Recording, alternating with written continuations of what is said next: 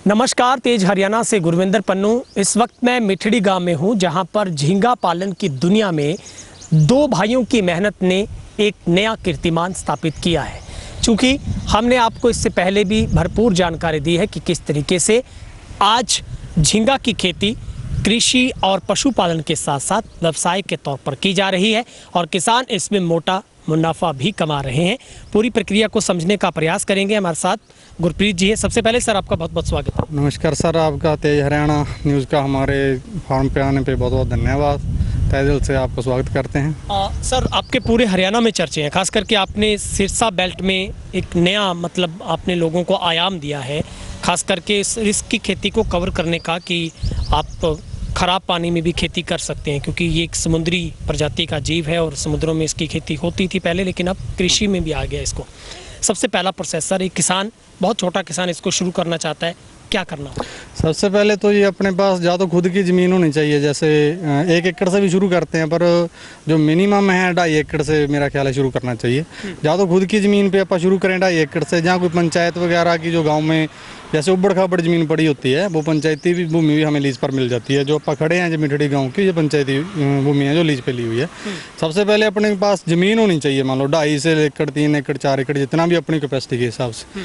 उस पर क्या है, 2.5 एकड़ पे गवर्नमेंट जो सब्सिडी दे रही है, प्रधानमंत्री मत्स्य संपदा योजना के अकॉर्डिंग हमें जो मान लो टेक्निकली और फाइनेंशियली दोनों की सहायता मिल रही है।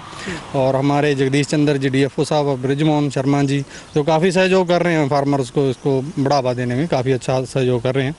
और जो 2.5 एकड़ मान के चलो अपन 1 हेक्टर से शुरू करें, सब्सिडी है 60% लेडीज़ के नाम पर अगर लगाएंगे तो 8 साढ़े 8 लाख रुपया गवर्नमेंट हमें आउटपुट का दे रही है।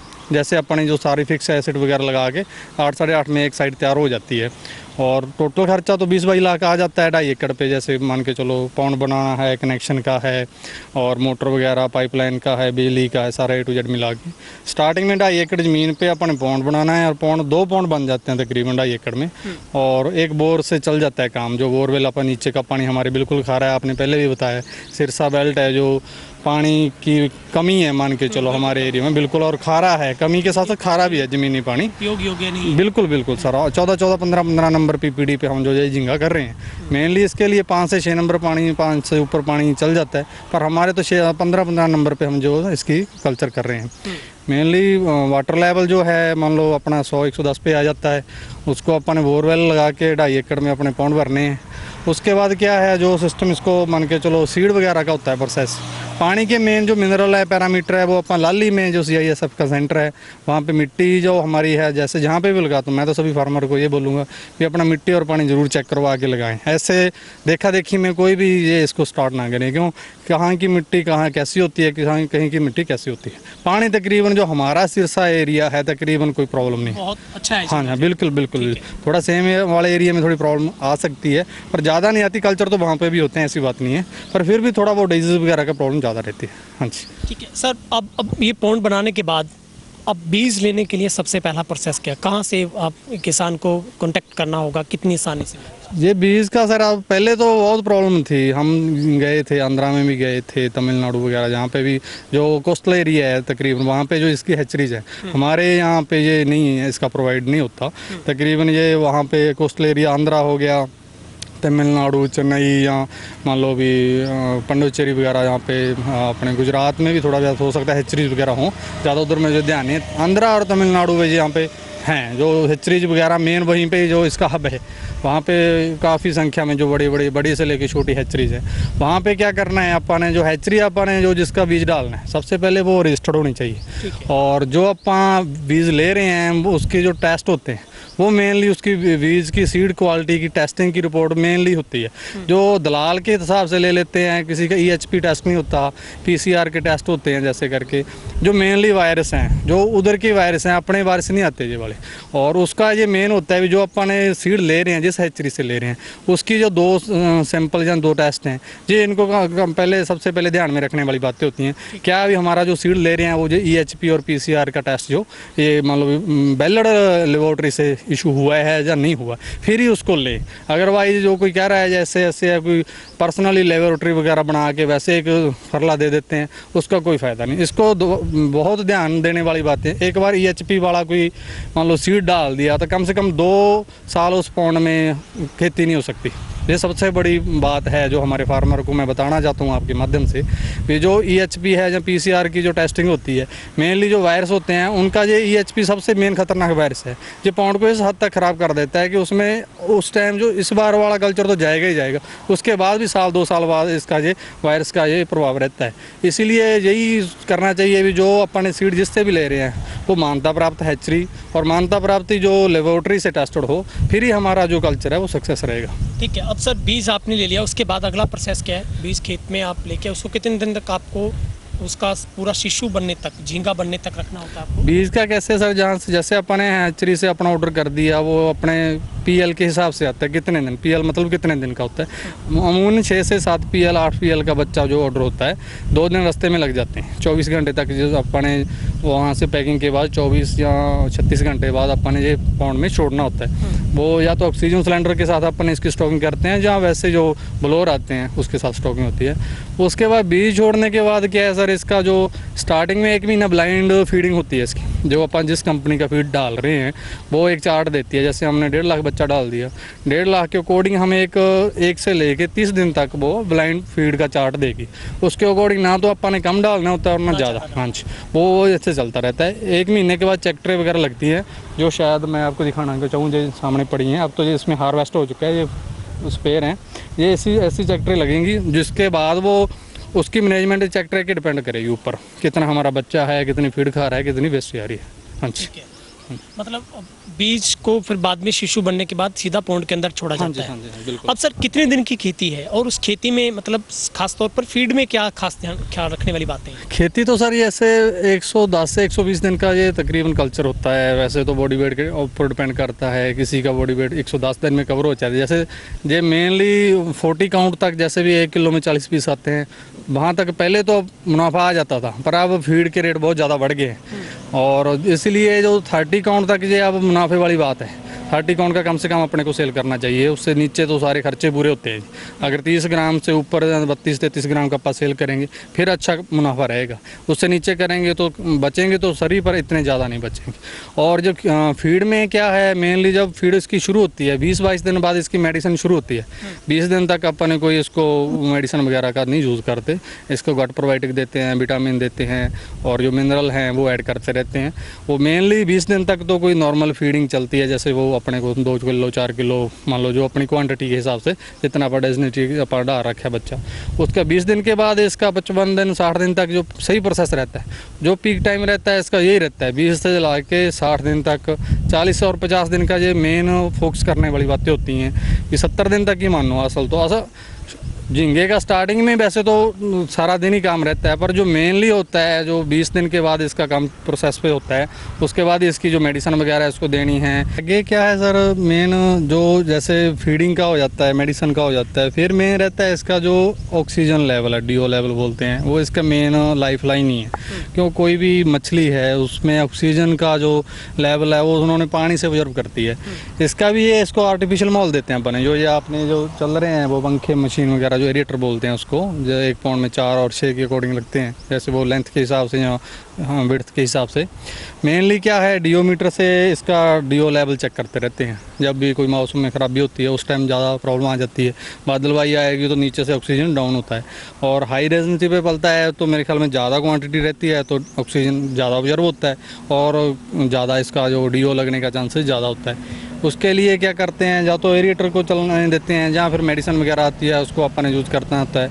मेनली इसका जो 60 दिन के ऊपर 70 दिन तक ये 10, 12, 15 ग्राम तक हो जाता है, फिर इसका जो मेन मेजर टाइम चलने लग जाता है। फिर लाइट का इशू रहता है, अभी लाइट 5 मिनट या 20 मिनट तक अपन इसको वेट करते हैं बॉडी वेट के अकॉर्डिंग। जब हमारा 30 ग्राम का है फिर तो 5-10 मिनट के बाद ही अपन एरिएटर छोड़ने हैं, चाहे जनरेटर छोड़ें चाहे जो भी अपन अपने पास सोर्स है, या लाइट नहीं है तो अगर लाइट है तो एरिएटर छोड़ने हैं। मेनली क्या है इसका जो सारा मेन बाद में जो प्रॉब्लम जो खड़ी होती है, ज़्यादा फार्मर क्या करते हैं भी हम प्रोडक्शन ले लेते हैं, जैसे अपन ने पाल लिया, झींगा पाल लिया 20-25 ग्राम का होगा, उसके बाद ये हो जाता है भी हमारा बहुत बढ़िया चल रहा है, ऐसे ऐसे है, और अब इसलिए हो जाते हैं। कहने का मतलब ये है भी ओवर कॉन्फिडेंट हो जाते हैं भी अब तो कोई दिक्कत नहीं है। मार कौन खाता है? जो ज़्यादा सियाना होता है। वो इसी वजह से वो एरिएटर कभी छोड़ना भूल गए या कभी वैसे मौके पर छोड़ा नहीं है, ऐसे थोड़ा बहुत डीजल की बचत के चक्कर में रह गए।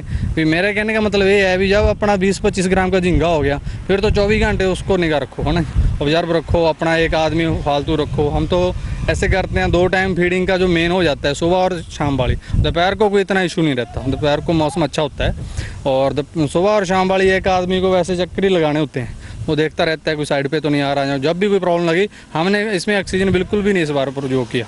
मेन बात यही रही कि जब कोई थोड़ी बहुत दिक्कत लगी तो हमने एरिएटर छोड़ दी। एरिएटर छोड़ेंगे तो कोई भी मेडिसिन हो उतना काम नहीं करते जितना एरिएटर काम करते।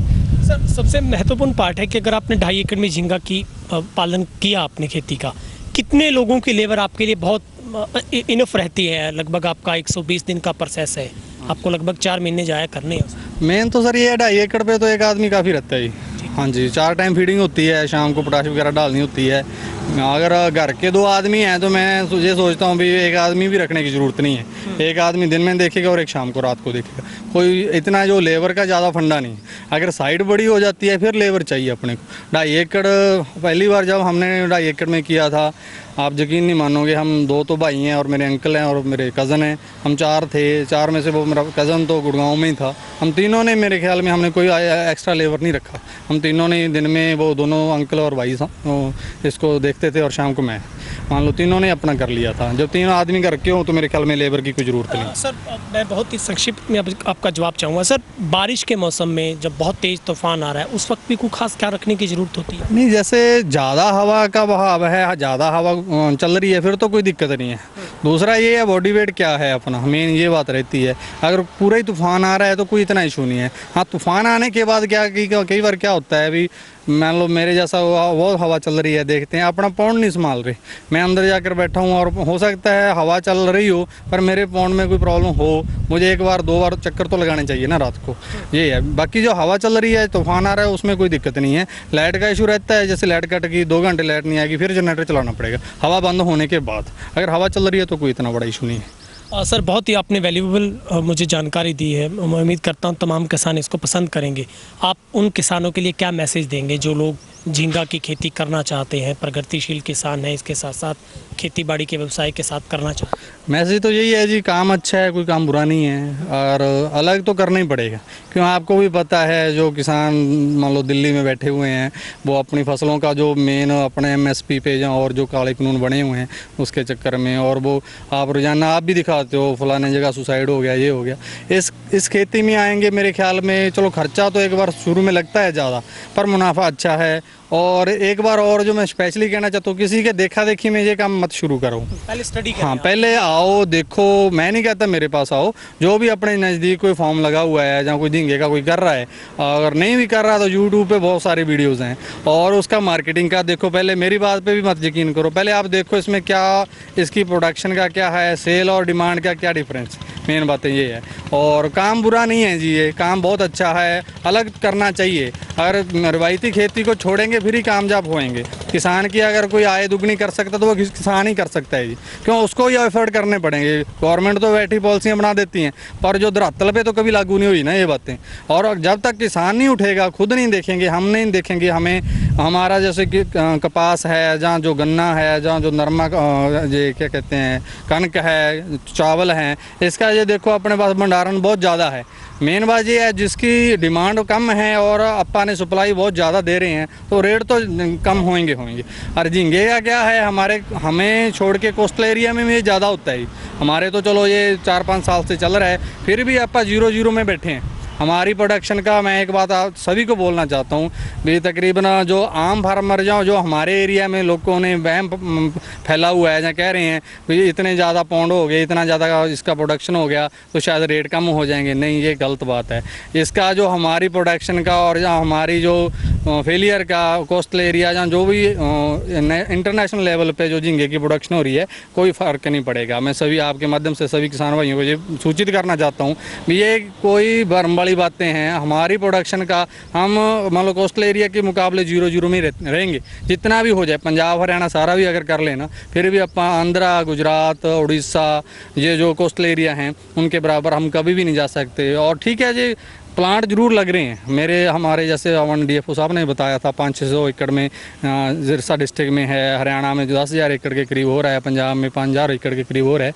वे मान के चलो 20,000 एकड़ कम से कम। और वहाँ पे तो आपको भी पता है कोस्टल एरिया में सारा फिश का काम ही है, तकरीबन झींगे का काम ही है। सर आप भी प्रीत जी आपने भी MSc कंप्यूटर में किया, आपके ब्रदर ने भी MA इंग्लिश किया है, क्या लगता है आपका ये स्टेप कितना कामयाब रहा? आपको कभी रिस्क लगा था जब इसके बारे में कभी कल्पना की होगी? और आज आपके चर्चे हैं कि आपने लाखों का मुनाफा कमाया है और बहुत सारे किसानों के जहन में ये सवाल है कि मनप्रीत जी इतने पढ़े लिखे हो, क्या आपको कैसे कॉन्सेप्ट मिला सर? नहीं कॉन्सेप्ट तो क्या है, वो पेड़ के लिए सभी कुछ करना पड़ता है। मेन ये है पहले पढ़ाई की, मान के चलो छोटे ज़मींदार हैं, 4-5 एकड़ ज़मीन है हमारे पास तो, और 2 भाई हैं स्टडी में अच्छे थे। मैंने भी MSc कंप्यूटर साइंस में की है और मेरा ब्रदर है MA इंग्लिश है, B.Ed है और प्राइवेट स्कूल में जॉब भी की है। अभी भी रेगुलर जा रहे हैं, अभी भी जा रहे हैं स्कूल में, तो बाबा जी की कृपा से सेवा कर रहे हैं।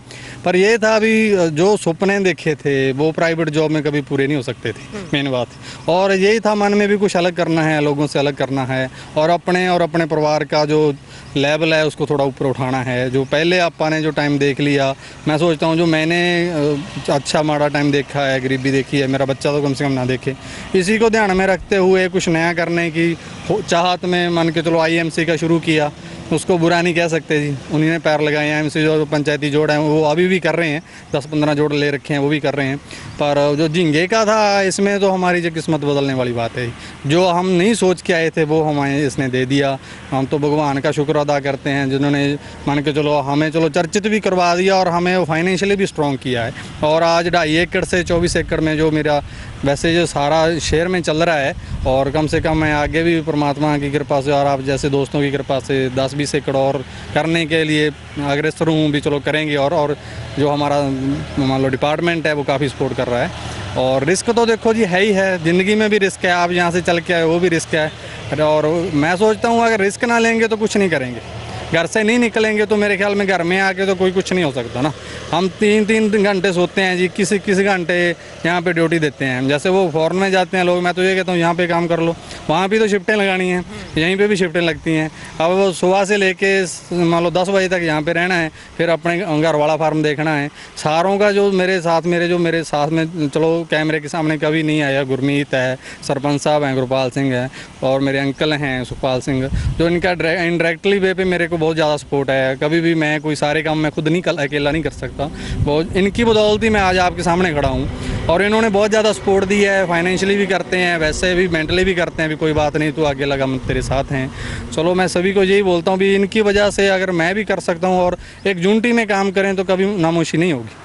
अकेले के लिए कुछ ना सोचें, एक ग्रुप के लिए सोचें, फिर ज़्यादा अच्छा रहेगा। बहुत बहुत शुभकामनाएं sir. Thank you sir, thank you बहुत बहुत। हमारे साथ ये मनप्रीत जी बता रहे थे कि किस तरीके से झींगे की इस खेती ने उनकी किस्मत बदल दी है। तो आप भी रिस्क लीजिए और जिद कीजिए, दुनिया बदलिए और डर के आगे जीत सुनिश्चित है।